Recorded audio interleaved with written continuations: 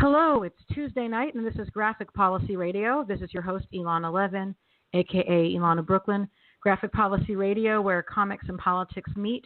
This is the podcast for folks who know that families belong together and that families of all kinds, races, religions, gender makeups, regardless of immigration status, regardless of where you come from, that our families belong together and that we will not be torn apart.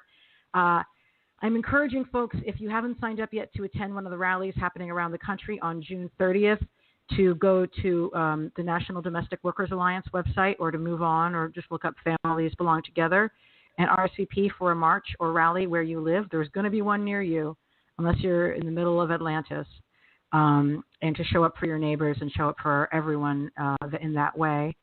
And today I have two really exciting guests on who are among a crew of people, actually, who just launched a really exciting new original graphic novel for kids. We're talking about The Cardboard Kingdom. My guests are Chad Sell and Katie Schenkel. The Cardboard Kingdom is a graphic novel about kids, creativity, and cardboard. The book follows a variety of children who all live and play in the same neighborhood. Throughout many chapters, you'll see each child's story unfold, overlap with other kids' adventures, and finally converge upon an epic final quest before summer's end. The graphic novel is a collaboration between Chad Sell, who you've probably seen his Drag Race art, because his Drag Race art owns the internet, and if you're looking up Drag Race fan art, it'll probably be his. And he's working on this with 10 writers from all over the country, folks from all different races and backgrounds and orientations, and lots of LGBTQ voices are included in the comic. One of whom is also joining us today, writer Katie Schenkel, who has been on the show before, actually, to talk about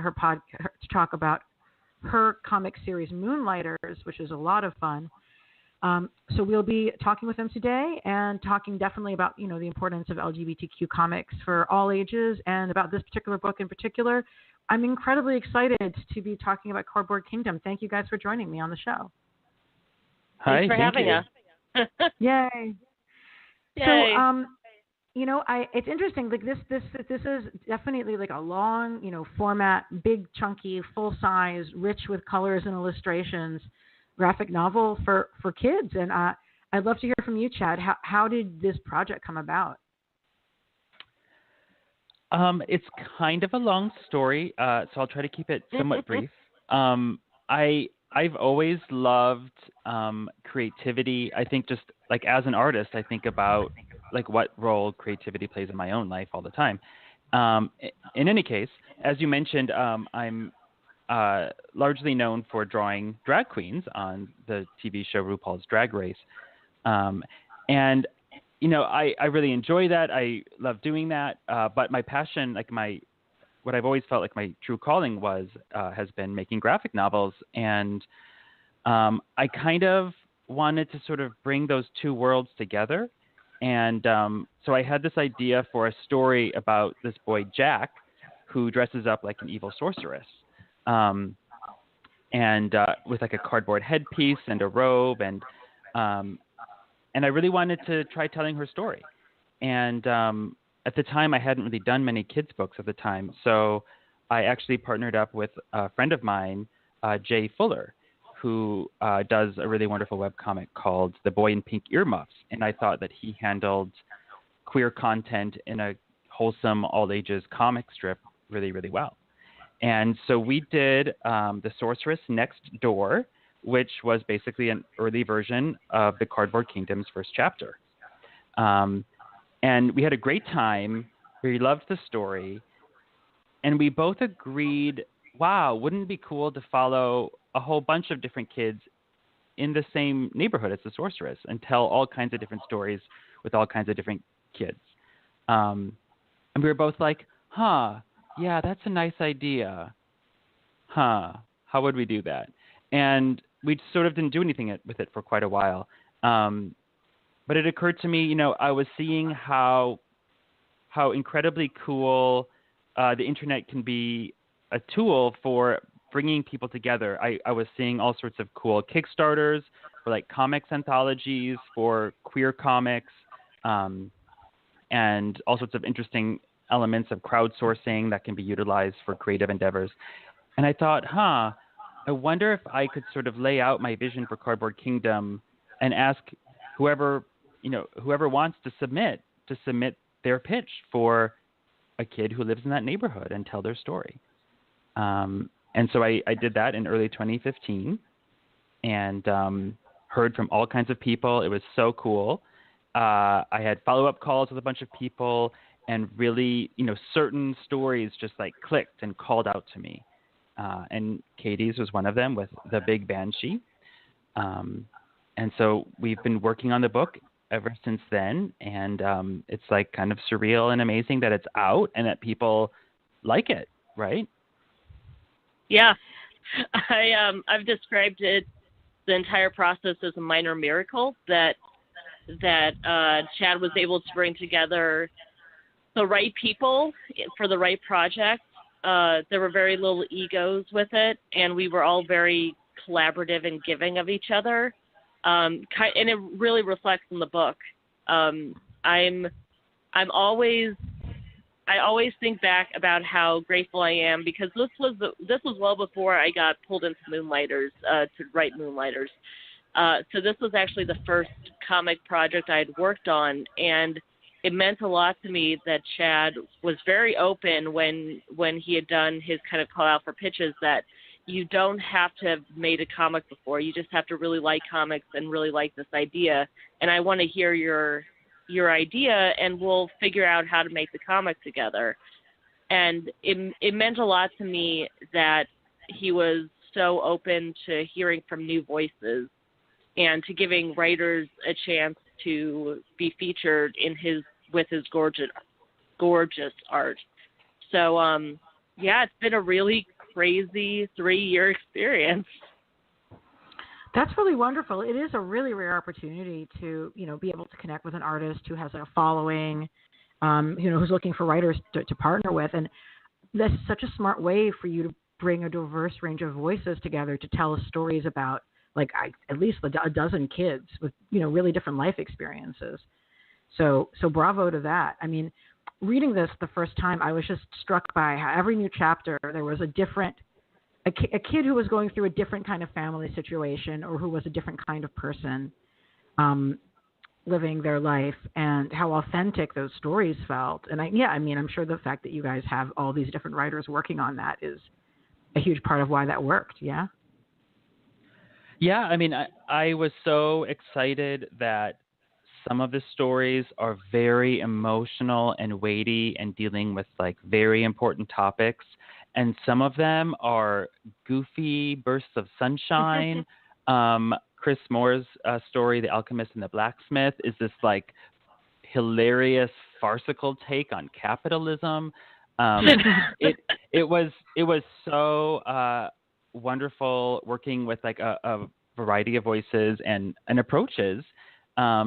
And one of the real big challenges of the book that we all worked on for quite a while is once those core stories were established and fleshed out, and I had rough drafts of them all, then we had to really settle down and figure out, okay, what order do these go in? How do we tie everything together as cohesively as possible so that it feels like a really compelling, unified reading experience that kind of really builds towards something, rather than just a collection of short stories.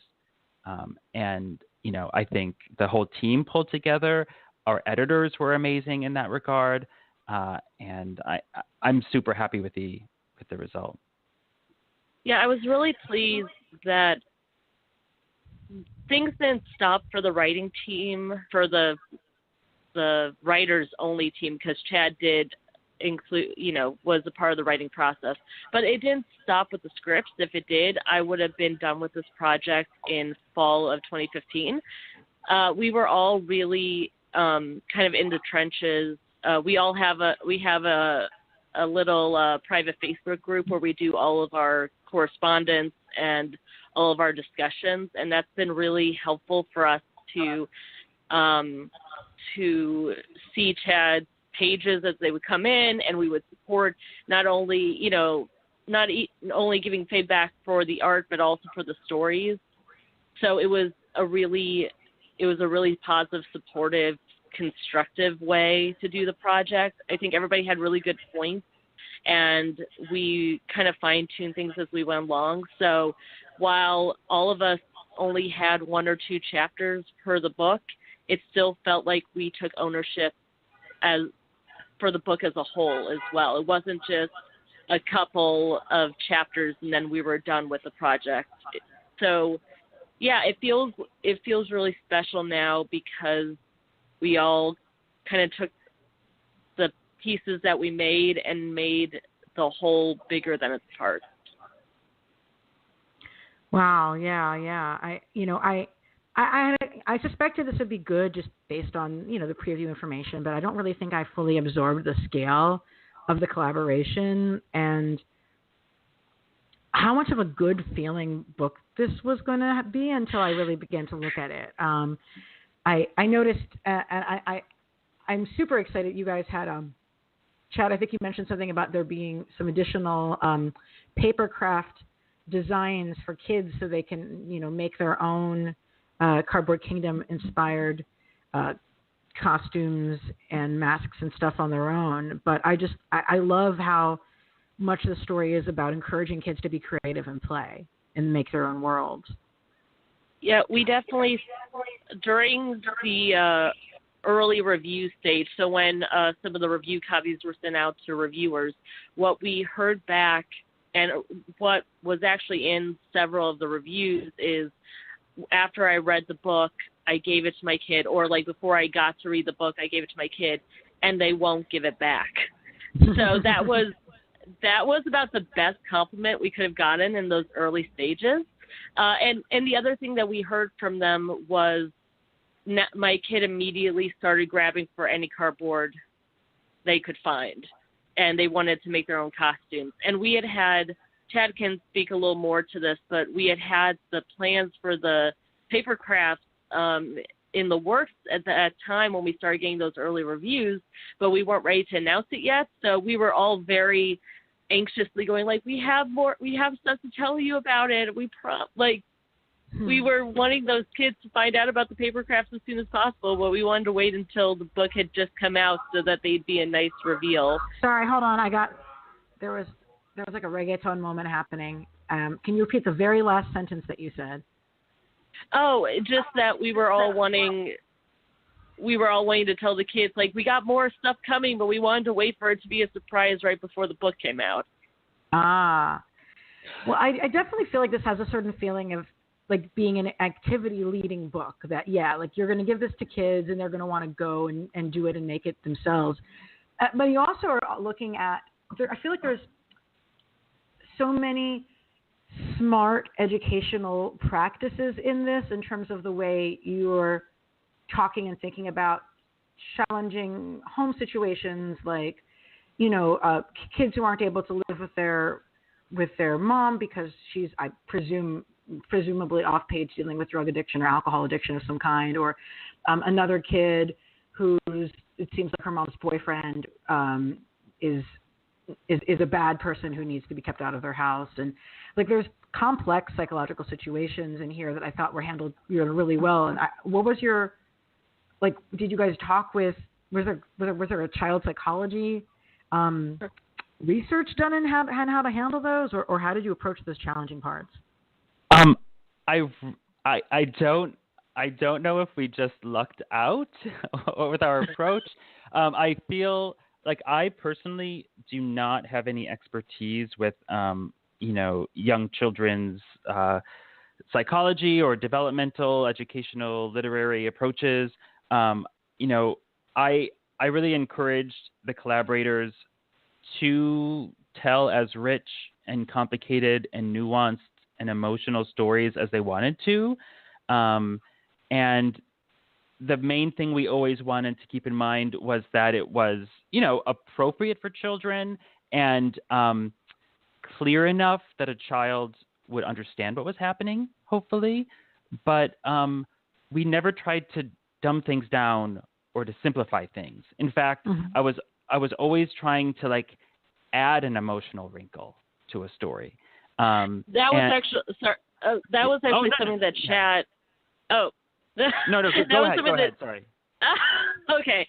That was something that Chad had actually done when we were talking in the very early stages before I had been officially brought on to to the project, Chad had done a phone interview with me. Not interview, a phone conversation, but it felt like an interview because I wanted to be part of the project so bad. And one of the things he said was, I like the basic idea, but what if we added a twist towards the end? So like, to not spoil anything, but my character Sophie has this kind of triumphant moment in the middle of her story, but then kind of her enthusiasm balloon gets popped a bit. And that was something that Chad had brought up. Like, let's add a little complication into this kind of success that Sophie has. But that was what it was like for a lot of our stories, was Chad kind of pushing us to go a little bit further and complicate the stories. Yeah, and do you guys mind if I spoil it a little bit? Because, I mean, I feel like sure. Because I feel like it's really important. I feel like it's important for having the conversation. I think this is obviously something that people of all ages will enjoy, but I do sort of think of my audience as being more like folks who will buy this for other young people. And for me, like having the story where you have a little girl whose, grandmother tells her that she's being too big and being too loud and makes her feel bad for it. And then the girl figures out a way around that and how to still be proud in who she is. Like, that's the sort of lesson that I want to give to children in my, children in my life, because I certainly feel, not from my family because we're all very loud and big people, but from other people, like, there's a lot of social messages telling you that you're too loud and that you're too much. And I actually, Katie, I could totally tell that was your story even before I noticed your name on it, because I sort of flipped through it really quickly. And the first time I went through it, and then I went through and read it again, and I was, at the end of flipping through it, I was like, I bet the one with the girl who dresses up as her own version of the Hulk is by Katie, and I was right. And I love that, because I think that speaks to the fact that a girl like that story needs to be told, and that we're folks who would see that and recognize that and make that real, Yeah, like little girls who identify with the Hulk, And that was all very intentional on my part. Everything you're saying, I think, again, that conversation that Chad and I had, I think I went into, because going into my very comic analytical background as a past critic, I was talking about how a lot of my inspiration was the fact that girls are taught to be small, both in personality and demeanor, but also in like size. I mean, when you think about like manspreading, but even just or the fact that girls aren't supposed to be larger; they're supposed to be petite, but then also in keeping quiet. And I know that gets even more complicated for little girls of color, and especially Black girls. And it was a priority for me to handle the story carefully, and also have that message of it's funny because I think I described it as, when we're talking about power fantasies in comics, I think that there's something to be said about the power fantasy for little girls to be as loud and bold and unabashedly themselves as they want, and to do that through and I think that's something that you see a lot throughout the whole book is kids having that freedom to be allowed to play with the kind of person that they see themselves as. That was a big thing, and to see them not only survive through their chapter, but really thrive with the rest of the kids is a big part of, I think, what makes the book work. It wasn't just about that story and the lessons she learned. It's about seeing her afterwards and seeing her be a freer human being. But yeah, that was all very, very intentional, very kind of at the front of what I wanted to do with the story. And it made me really happy that Chad saw the potential in my vision for Sophie. Yay. Yeah, I mean, and Chad, from your end, I mean, you've been working on the sorceress story for a while. For you, like, what is it like writing a story about a little kid who's experimenting with drag? Well, it was really me sort of trying to interrogate, not only was I interested in drag culture, but like going back further, I had always loved the sort of cold-blooded, glamorous Disney villains, the divas, the Emma Frosts of the world. Mm-hmm. And I was wondering, why is that? That is interesting. And the best answer I've come up with, and this definitely informs The Sorceress, is that, little queer boys or gender nonconforming kids, they can't really associate themselves or relate themselves to the sort of role models of like masculine power, like looking at Superman is just sort of like looking at a distant planet. Like you're never going to Mm-hmm. be that, and but then you see some character like Cruella de Vil or Maleficent or Ursula from Little Mermaid, and it's just like they own themselves and their own distinctive looks. They're fashionable and powerful. They don't care about rules or what society thinks about them. They're amazing creatures, And I think that it represents this sort of like alternative mode of carrying yourself and of being powerful and being yourself in your own distinctive shape or style. And so that's what I was really interested in with The Sorceress. And I don't know if people read as deeply into the story as I had hoped. I hope so. But like a key element, like the wrinkle I wanted to add at the end of The Sorceress story, the first chapter, is that throughout the chapter, Jack is trying to, with the help of his sister, summon the courage and creativity to fully inhabit this magnificent character of the sorceress. And yet, even once the sorceress is there, Jack still expects his neighbor friend to play the helpless princess. Yes. And then the neighbor friend says no way and leaves. And it's only when she returns as this amazing knight in white, brilliant armor do they really both fulfill their full potential as sort of playful arch enemies, and have many adventures and then a cool glass of lemonade at the end of the day. No, that definitely meant a lot to me to see them, to have that without, that the girl doesn't want that particular archetype for herself either, and to have the space for a little girl to be a knight. That was 100% me when I was a kid. Oh my God. Good. Yeah. I also I really loved Sophie getting to be in Manuel Bentecourt's story, The Prince. I think I talked about it on Twitter not too long ago because I felt like I could finally start talking about things actually in the book since the book had been out for a little bit. And one of my favorite things about that is it plays into a lot of the things with the sorceress's introduction at the beginning of the book that Sophie kind of gets, because they're trying to recreate this Disney-esque movie. Sophie, being the only girl in their little playtime group at the moment, gets stuck being like the damsel. And she is immediately not happy about that because she wants to be a big monster, and being the damsel is really boring. And Jack says, it's only boring if you stick to the script. And throughout that story, it's really about them subverting gender roles and kind of dismissing the very like traditional rigid gender expectations.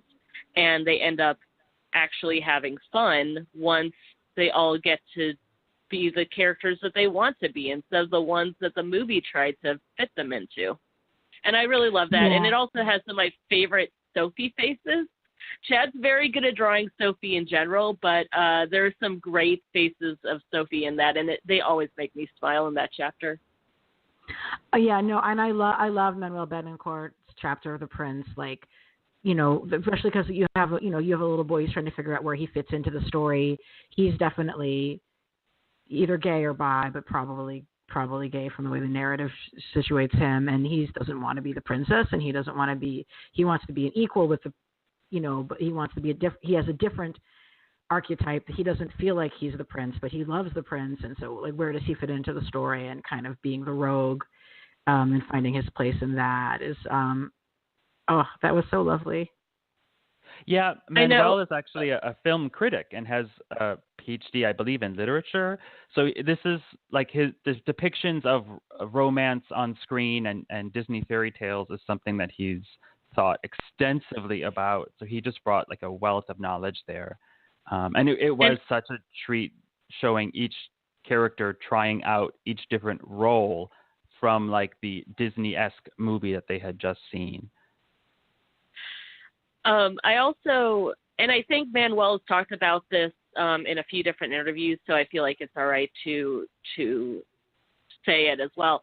But that was definitely one of the stories, even though the majority, honestly, of the stories that were written for this were based directly on all of our writers' experiences. I know for Manuel, a lot of it was pulled from his childhood, which is why I actually, it's funny because I've seen some reviews say that the gender and sexuality kind of tones in the book, where some people were like, "Oh, it's very overt," and I was like, "Really?" Because I thought we were being way too subtle.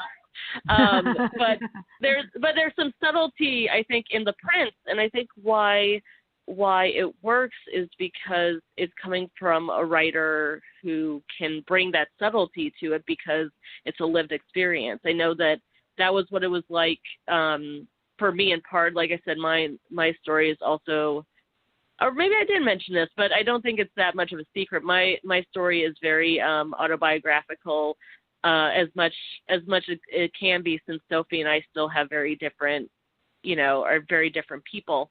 But the being the loud girl who talks too much was definitely where I started off with, and how Sophie came to be. I know that one of the other chapters that I think is incredibly subtly done and nuanced is Barbara's The Mad Scientist. That one, again, Barbara is from the Dominican Republic, and so is her character Amanda, and I think she brings, like, the story could only have been written by her, and the fact that it's so nuanced and yeah, I just like I'm always really, I admire how well that chapter works because of what Barbara brought to it. Yeah, I loved the way it was talking about her family's immigration status. Like, I mean, everything in here was so timely to the lives of families, I just, I love that. It's funny, though, because we started this in 2015. So as, everything, as things got really bad in 2016 and 2017, I know that, and I think the whole team felt this way, that a lot of us were counting down the days till the book came out because we knew that this could be really important for kids. And we wanted it to help kids feel less alone and have some connection and feel like this could be a neighborhood that they could live in, With space for everybody. And, you have the kids who are socially awkward, figuring out how they can find their place. And I'm definitely going to talk to the folks. I don't know if you know Mia Birdsong. She actually participated in the tweet chat that I hosted about Steven Universe, bridging some of our interests together about Steven Universe back this past spring.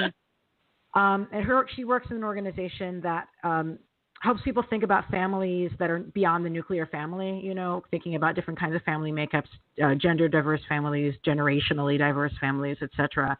And I'm definitely going to encourage her to check this book out because this feels like something that would be really in line with their programming that they're trying to do. I don't know. Have you guys spoken to any folks from like the sort of nonprofit world about ways that groups could use the book? Because I have ideas, so we can happily talk about that after. I would be excited to hear about those.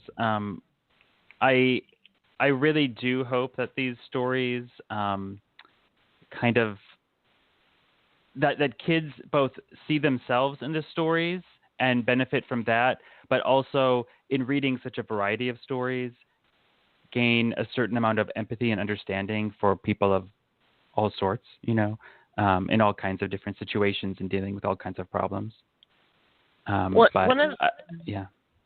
Oh, I was going to say one of the things, and again, this was not any choice that I can take ownership of, but I think this was actually a Chad thing. One of the things I thought was really great was in the Blobs chapter. I think there were a few variations on the brother dynamic of it. I think the short of it is at one point we had Nate, the prince, was actually not Elijah the Blob's brother. It was another character, and we ended up kind of mashing those two family together so that he was. And one of the things I really liked that Chad.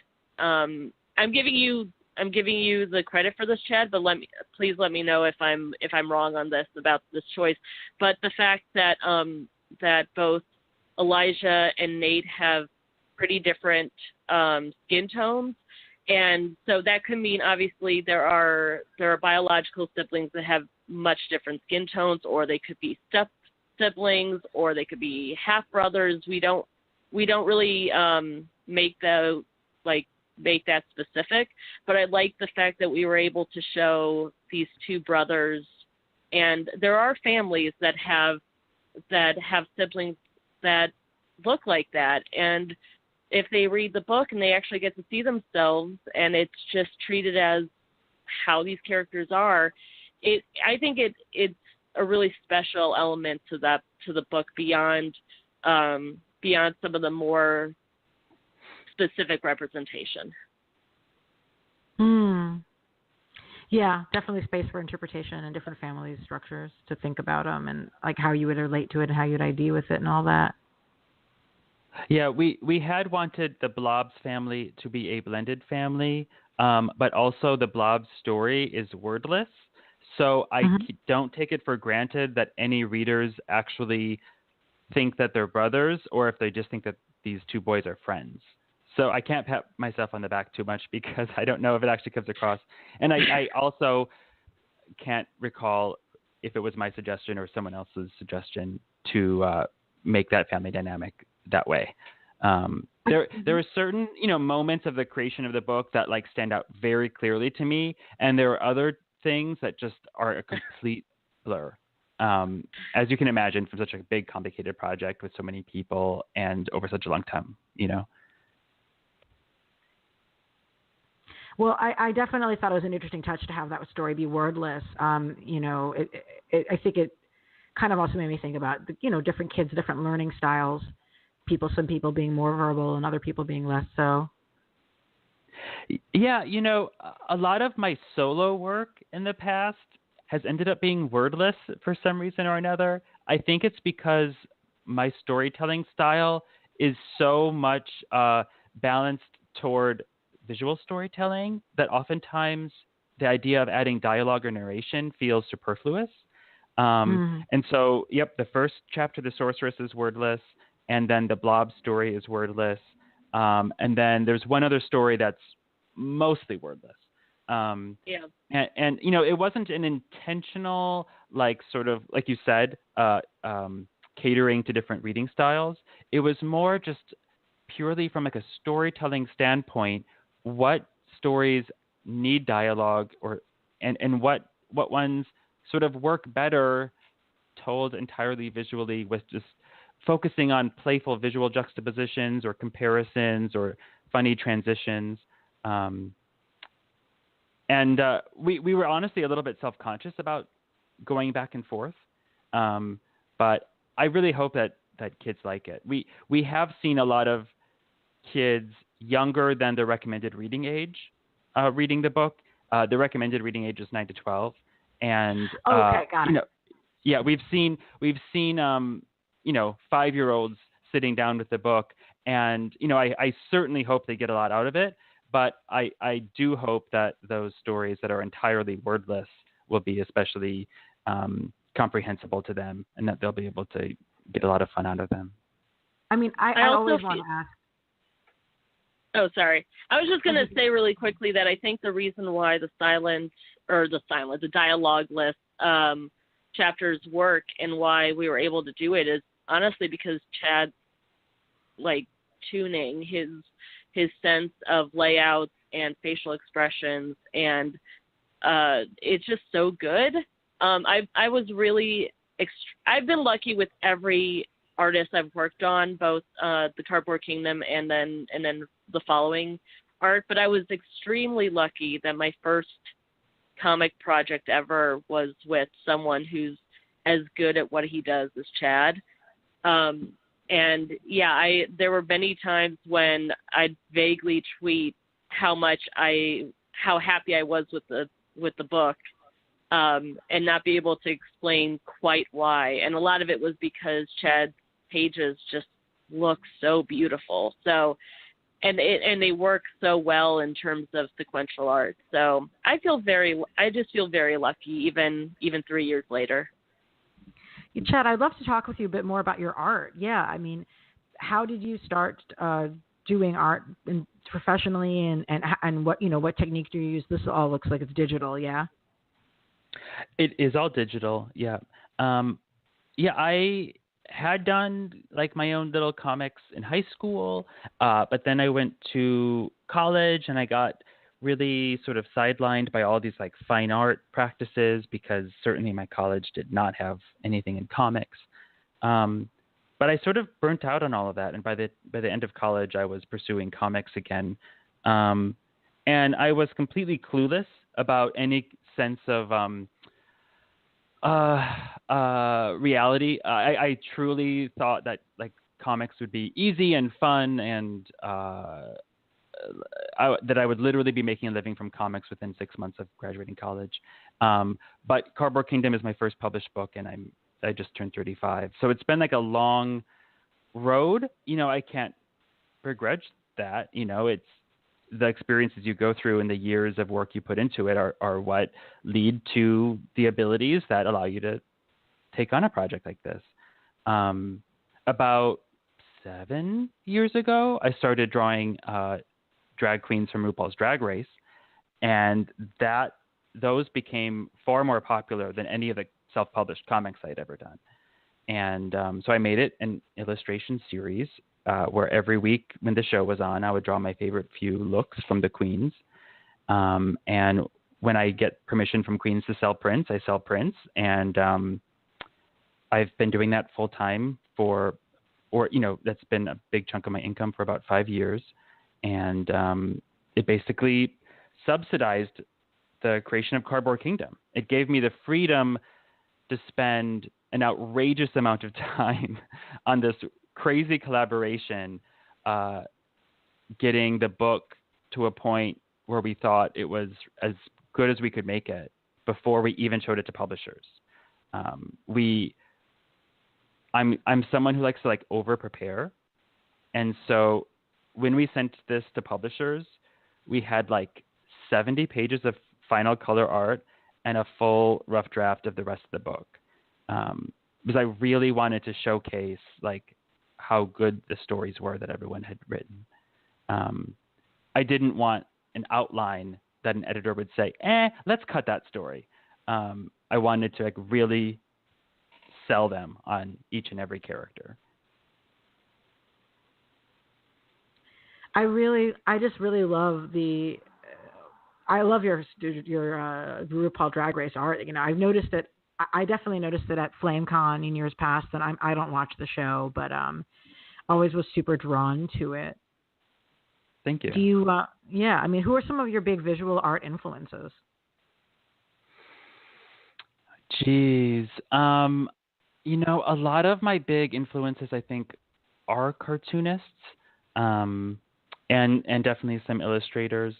I grew up in the 90s reading, Jim Lee X-Men comics and John Byrne. And I've always loved that pop art aesthetic, like absolutely. So even when I go in a more painterly or realistic route, I always find myself coming back to like simpler, bolder, colorful stuff. And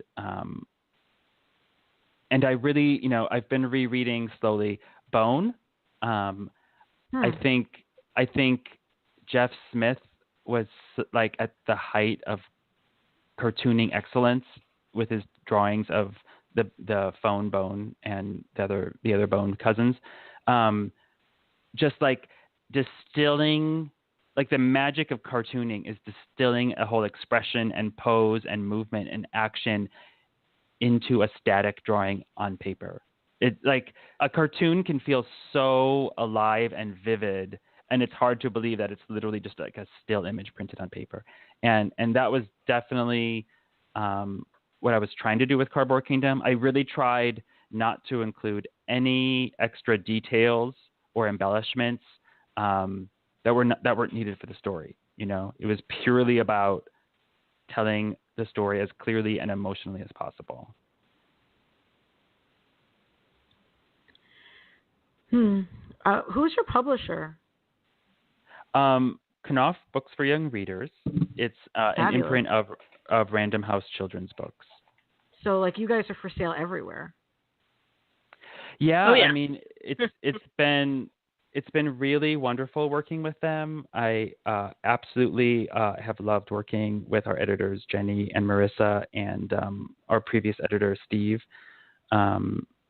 They never ever pushed us to tone down any of the many queer elements of the book. They've if celebrated anything, they it. pushed. Yeah, I was going to say, if anything, they pushed a little bit more. I think the way I've described it is, by the time we sent the book off to be printed, it was the best version of the book. They only elevated what we already had and fine-tuned and made it the best story that it could be. Every time we kind of went back and forth, the book only got better. And that's one of the reasons, like that, and J.D. Boucher with Moonlighters were really like the prime examples for me of editors on comics that help the, like what a comic editor is supposed to be. So I feel, like I said, I feel very lucky between Chad and between our editors and between our co-writers. It's been an insanely great experience. And one of the really exciting things about working with such a large publisher is that, like you said, they have the resources, they have the relationships with booksellers, with librarians, with educators to really get the word out. And we were really lucky enough to get great reviews from School Library Journal, from Kirkus, from Publishers Weekly. So, what we hear is that, we're going to have a great presence in libraries, in schools. And I'm just so thrilled, because all along I had been worrying, are we making this book too progressive? Are we dealing with too many queer characters? And like, I never would have expected to have a same-sex crush in a book that's published by one of America's biggest publishers. But we do, and it's out there. And the sense I get is that, like you said, it's available everywhere, and hopefully makes it into so many kids' hands who are excited to read it. And I'm really excited. Oh, sorry. I was just going to say I'm really excited also. One of the things that I thought was really profound about the book was how it gives a good example for parents on how to handle some of these topics. I mean, so Sophie's mom is a kind of good example of validating your kids' feelings and supporting them. But I also, one of my favorite characters in the whole book is Jack's mom, who is a saint for putting up with what she does. I've told the story a little bit that when we had seen the pages the rough pages for when Jack gets his little sister to bring paint up the stairs because it's a magic potion, or it's for their magic potion, and and so they get paint everywhere on the stairs, and and their mom is freaking out. I think I told Chad, like, this woman has gone through so much, and I knew that that Chad was gonna draw her boyfriend, and I was like, make him extra hunky. Like, this woman deserves to have a hunky, loving, very queer, accepting boyfriend who makes cookies. Like, give her just the cutest boyfriend. But one of my favorite scenes in the whole book, and I think is especially powerful for fans, when The Sorceress Next Door was a short story. I actually know someone who was a big fan of the short story, and I had sent them a little snippet of the Army of Evil chapter where this scene happens, and they were very pleased. But during that chapter where Jack's mom talks to him or her, I think the pronouns change depending on when at play and whatever. But I think the way that she handles that support and 100% love, and the fact that she validates Jack's feelings, and even though we try not to make it, we didn't make it overt exactly, Jack's identity, but we make it clear that Jack's mom is going to support it 100%, and that was really the biggest thing. It was one of my favorite moments of the whole book, and it always makes me feel all warm inside. So I don't know. I'm still really just a big fan of that moment. So yeah, I'm really happy for parents to get to read the book too, and maybe learn a little bit along with their kids. Yeah, especially thinking about this in light of the fact that The Atlantic wrote yet again, let Jesse Stingall wrote a completely abusive, ignorant article about trans people based on junk science, and pays him for it repeatedly, even though actual experts have been telling him he's full of lies. So yeah, instead of reading The Atlantic Monthly and talking about their read my book, bullshit article, exactly. Here's a much better look at dealing with LGBTQ kids, including trans questioning kids, right? Like, this isn't a story where a kid says specifically, hello, like, my gender is X, Y, and Z. It is sort of like, Jack could be trans, or Jack could just be gender nonvariant. It's open for however the kid and their feels that they should identify, but it shows you how to support regardless. Yeah.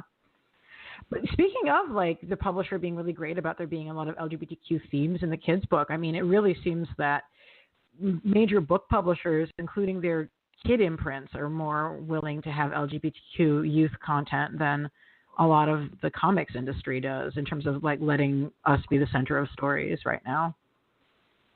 I think part of that was our editor, Steve, who is, I don't think that this is revealing any information. He is queer, and I think that him really going to bat was a huge part of it, which just goes to show that it's not enough to have, LGBTQA writers or, creators. It also has to be instilled in the publisher. We need those people, because they're going to be helping pull the creators in. Yeah, I do think that there is a lot of acceptance among mainstream publishers with queer issues. Are you suggesting that, like, Marvel and DC doesn't handle queer subject matter as well, or didn't you have that specific comparison? Yeah, I mean, I was intimating that there seems to be a continual cycle of books getting canceled, and the refusal to have LGBTQ characters in their kid-focused titles. And kids' properties. Like, I know that I don't know what is going to happen in the new line that has America Chavez as a character in their kids' book. It's not clear to me how they're going to be addressing that still. Well, and you know what? It's hard to know how to deal with that subject matter in a way that is appropriate for kids. I felt comfortable exploring the idea of kids playing with different gender roles. I felt like that is like a very relatable thing. When I was first, conceiving of Cardboard Kingdom, I really didn't expect to have like a crush, like a queer crush in the book. Like I just wasn't even sure how to do that. And that's one of the reasons I was so pleased when Manuel sent in his proposal. And it was such a beautifully innocent and wholesome queer crush, a boy crush, told in such an eloquent way that I was like, oh, that's perfect for this book. Absolutely. But, I think unless you're a queer creator who specifically wants to include it thoughtfully in their story, it can feel like possibly a controversial thing that would be easier just to avoid, especially, because I can certainly imagine some people being outraged possibly by just the idea of having this subject matter in the book. But at the same time, I would have a very, very hard time imagining any reasonable reader reading any of these stories and having a problem with our stories of like love and acceptance and creativity and empowerment, Well, I mean, what you guys are doing here is a lot like with Lumberjanes. Like you're showing that you could have a same gender love interest, and it's not and have it be completely kid appropriate because it's not about sex. It's just not. It's about kid crushes. It's a pre-sexual, point in their lives. So it's totally appropriate. They're holding hands, maybe, Right. Yeah, I feel like it goes into if you see a little boy and little girl having a like very early kind of puppy love relationship in a book, and you don't bat an eye, it's on the same level with a same gender relationship, then I think it is like if you're talking about like puppy love romance, that's pretty innocent, and that's not scandalous by any means. So why can't little boys and little girls see that from a not hetero point of view?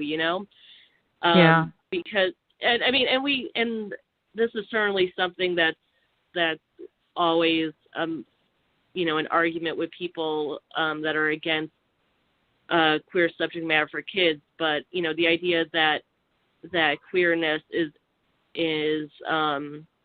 like by its definition an adult thing is one of the things that we all as queer storytellers have to kind of push against, especially when we're trying to make stories for kids. The whole idea is, no, you exist, like queer kids exist.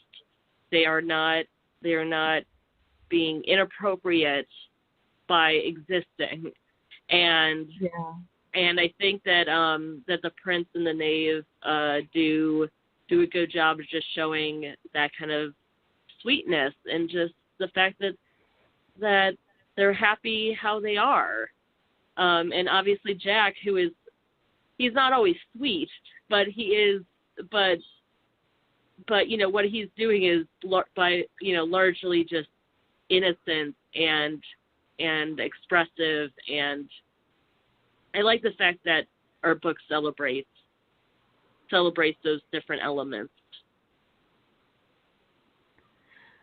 Yeah, absolutely. I mean, I really think this is such a treasure. I'm so excited to share this with kids. I know you said you were thinking that the book says it's a 9 to 12. I definitely think that parents could read it with younger children for sure. Just, you'd have to read thank it you. to them. Yeah. But I don't think there's anything scandalous. I think that there are some nuanced emotional interchanges that I think would be really helpful for a parent to sort of walk through with their child. And perhaps some of the reading would be assisted with the parent. But yeah, I do absolutely agree. I don't think there's anything like scandalous or inappropriate for a younger reader. It's just a matter of getting as much as they can out of the story. Yeah, I also feel like a lot of the story is stuff kids can just wrap their heads around in general, with some exceptions. But again, that's where, parents can read to their kids, or parents can sit them down and kind of explain things. I think maybe like Sophie's story can be a little rough. And obviously the gargoyle is probably the most serious of all the stories. Yeah. But I feel like even if they just read through, quite a bit of it, I think that younger kids can certainly get a lot out of it, especially since some of the kids in the neighborhood are on the younger side.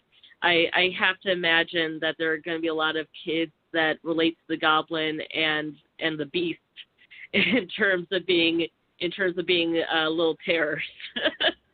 Yeah. I mean, you have the older kid too. It really has the gamut of age ranges in here. Well, I want to thank you guys for joining me. I'm really excited about thinking about all the folks I can introduce this to. Thank you so much.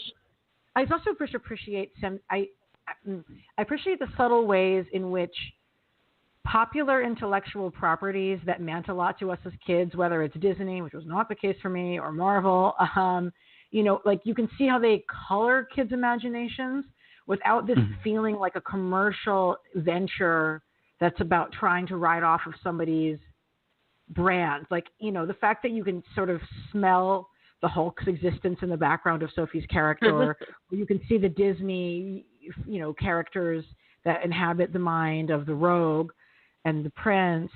Like but you're not like in their IP. It's just sort of your characters exist in a world in which kids have also absorbed these things, but are doing things that are even more creative with them, rather than limiting themselves to just saying, I'm Iron Man, or I'm Elsa, or what have you.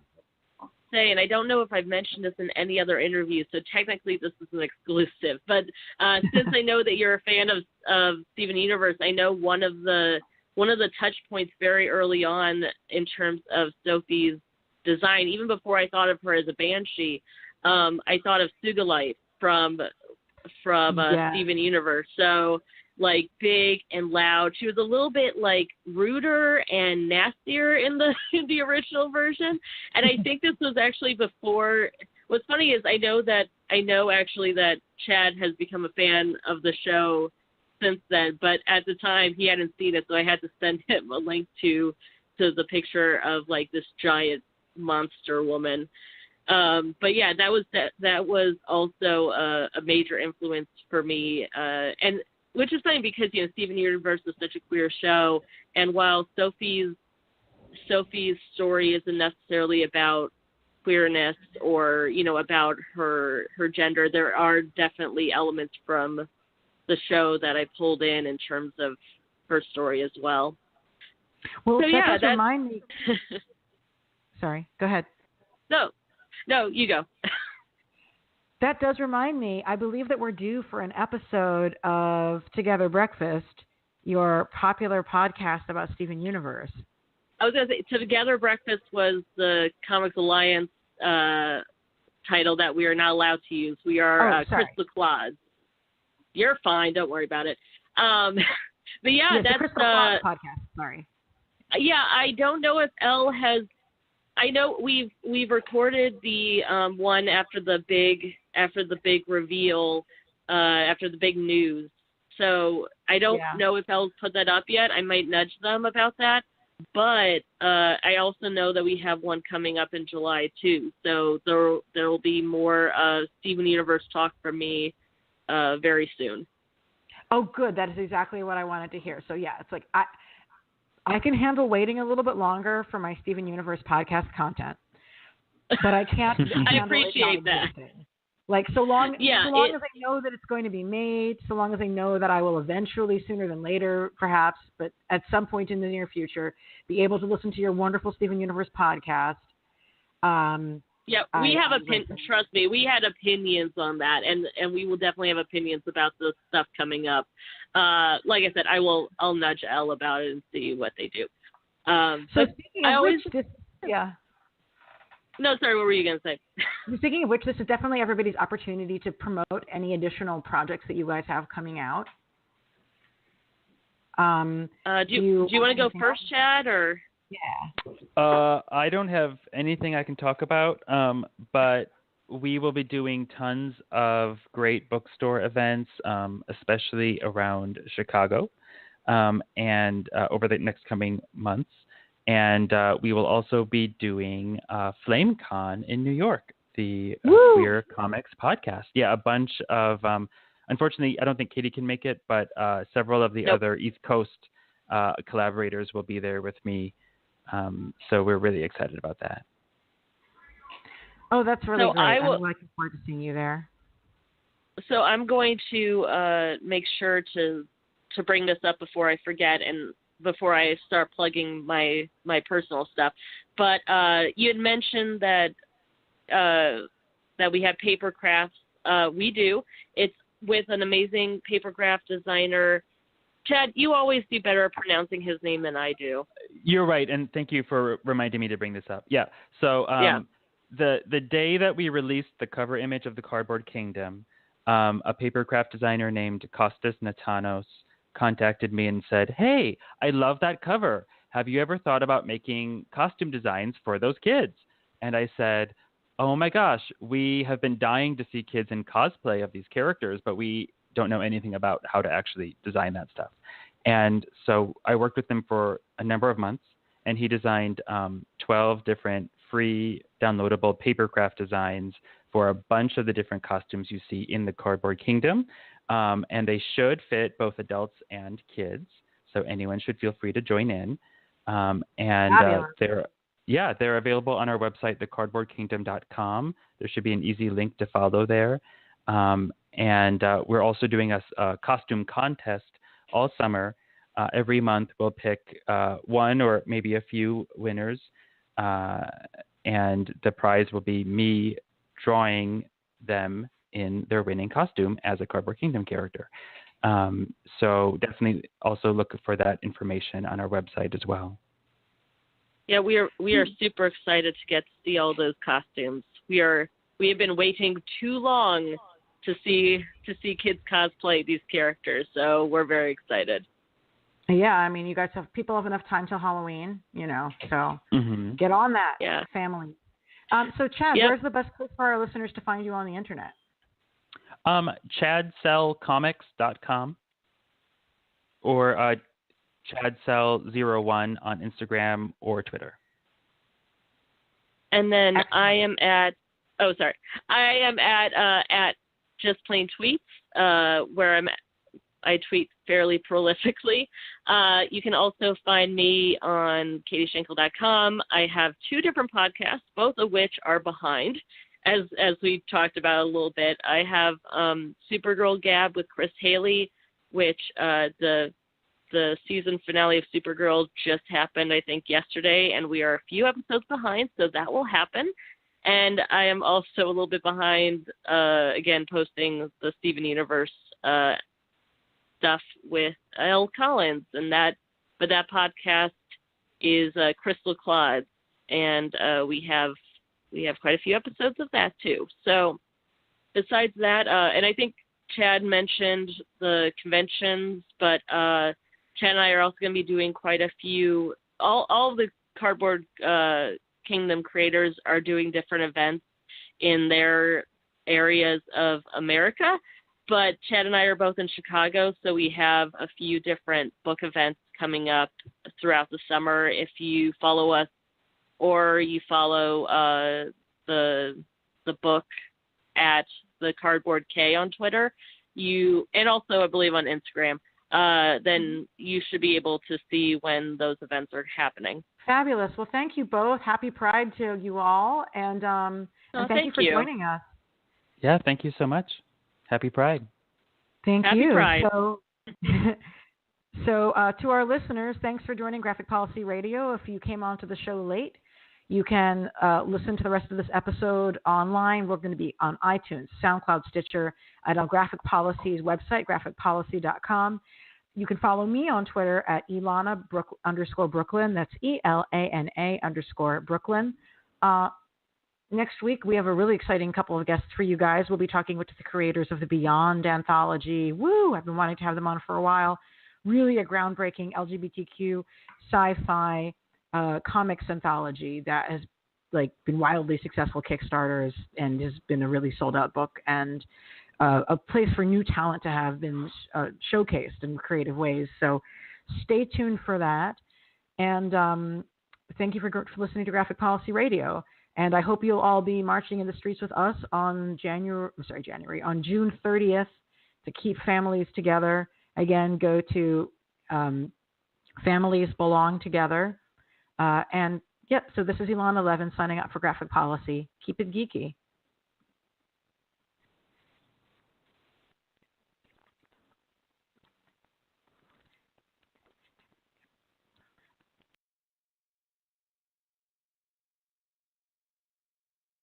Hey, thanks for watching the previous video from Graphic Policy Television. Just by watching, you help support our site. Thank you so much. Now, if you're watching these videos, you probably care about geeky things like movies, television, comic books, toys, games, video games, you name it. You can go and subscribe right now to our YouTube channel to stay in touch and catch all the new videos, or check out our website at graphicpolicy.com. There's a nice link on this end of the video. But as always, thank you for watching. Keep on rocking and keep it geeky.